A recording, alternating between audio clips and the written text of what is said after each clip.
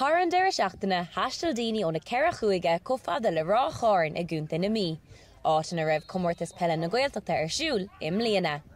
So sé ionach mar hagan gachtain le chéile ó Gaeltacht an mún, Gaeltacht an ulla, Gaeltacht an Connemara, agus Gaeltacht seo gunda na mí freisin.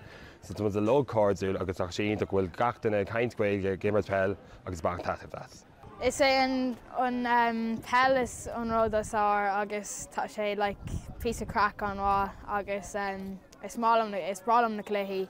Tá chulagan na buint tanivas agus tá neart crack agus sports an. Bhíon transaigh na Gaeltachta fád bailú le chéile agus bheith ag leirt gaeilge agus i Comórtas Peile chéile.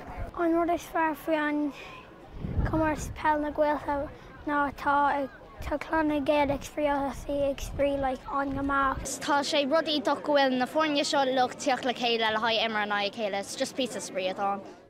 Imríoch seachtaine is feithe thar an deireadh agus fuairna óna seacht gúnta Gaeltachta ag ghlacha Pórtáin, chomá le clubbanna ó Clár agus Aintrum. Beag na fuairna ar an móthar arís an bhliain se thugan, agus an chomórtas áráchtáil ag gaeilge Clár i dtír chonal in fiche sé. Caitlin Hayes, Nuacht Cula4, Ráth Chairn.